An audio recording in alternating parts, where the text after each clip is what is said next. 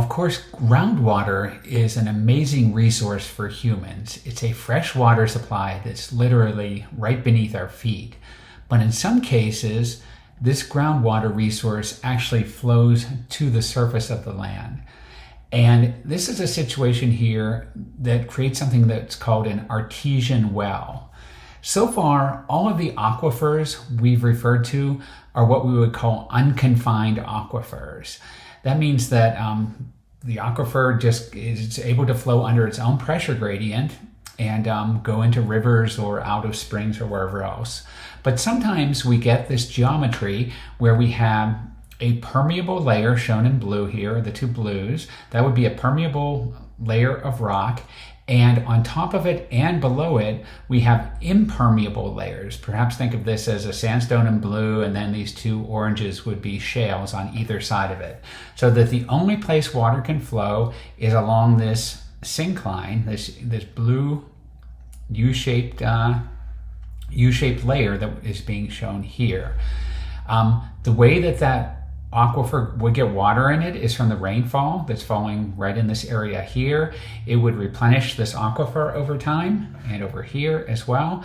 And if we put a well in right here, it would just flow right to the surface of the land right here.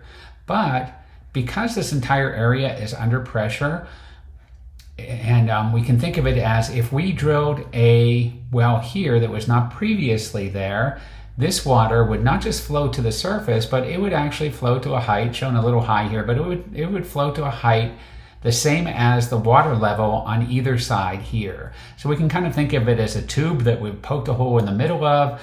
As long as the weight of the water on either side is pushing down on this, the water is going to flow up this new well that we've drilled in the middle here. And this shows the same thing just now from one side here. So we can see there's a aquifer here, which we call a confined aquifer because it's between two impermeable layers or two aquitard layers. So once again, think of this as a sandstone between a layer of shale above and a layer of shale below. And we can see that these beds are tilted here.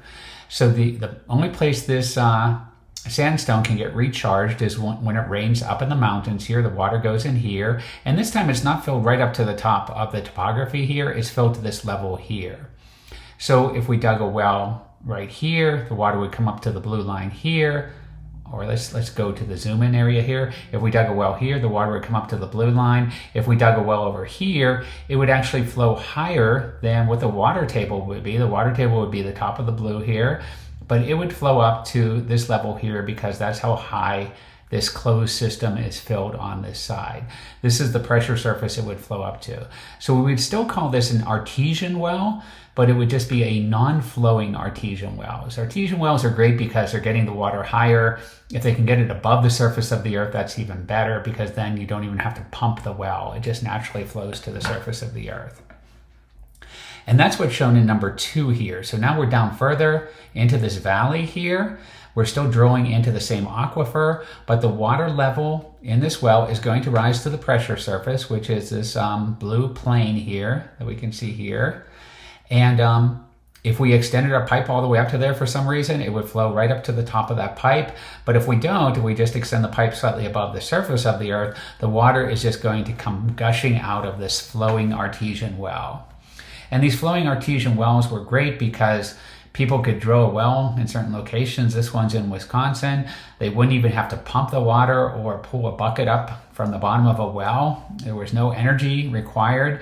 It was just the geologic setting that was allowing this water to flow directly to the surface of this flowing artesian well. And a couple more examples of flowing artesian wells here. But literally the water is just flowing out of the ground once the well is drilled into the confined aquifer.